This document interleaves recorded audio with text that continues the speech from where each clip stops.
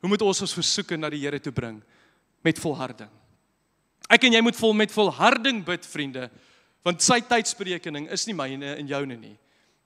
En hy weet wat beter is, en daarom in Lukas 18 kom vertel Jesus vir ons hierdie pragtige gelykenis. Hy sê, Jesus het vir hulle 'n gelykenis vertel om duidelik te maak dat 'n mens altyd moet aanhou bid sonder om moedeloos te word.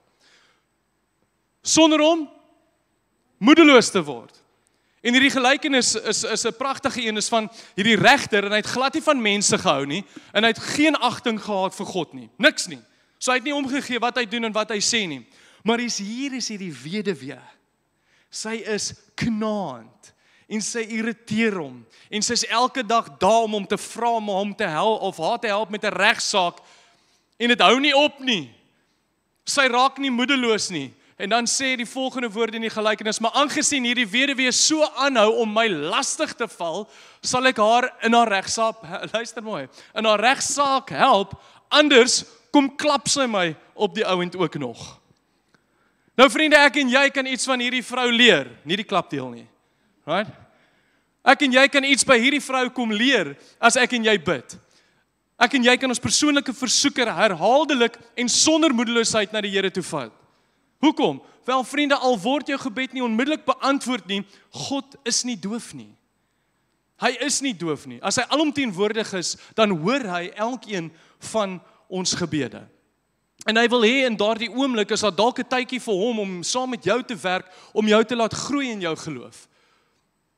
Dalk wil hy hê jy moet op hom vertrou en nie op die wêreld en wat die wêreld vir jou gaan sê of wat elke ander persoon vir jou gaan sê nie. Dalk is dit tyd dat jy in sy woord kom en sy beloftes begin vertrou.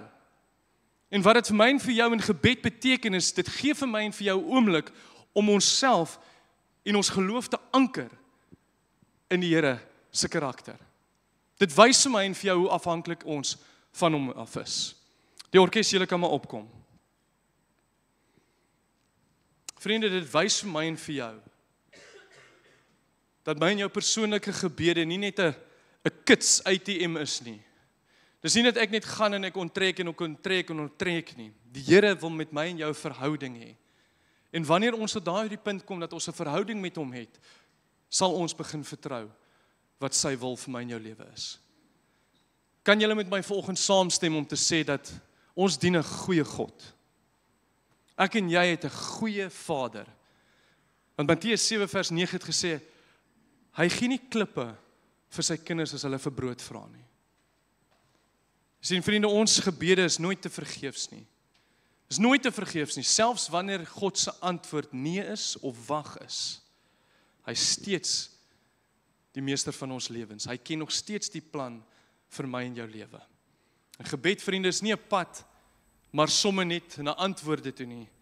Dit is 'n pad na God self toe. Dit is 'n pad na Jesus toe, wat die weg en die waarheid is. En hy stel vir my en vir jou die voorbeeld van hoe 'n bidder moet lyk. In Romeine 12 vers 12 sê dit, verbly julle in die hoop, staan vas in verdrukking en volhard in gebed. Vriende, so hoe moet ons persoonlike versoeke na die Here te bring? Bring dit met vrymoedigheid na die kruis toe, vriende, met vertroue in God en wie hy is, met oorgawe en volgens sy wil en met volharding. En hy sal jou daar ontmoet. Amen.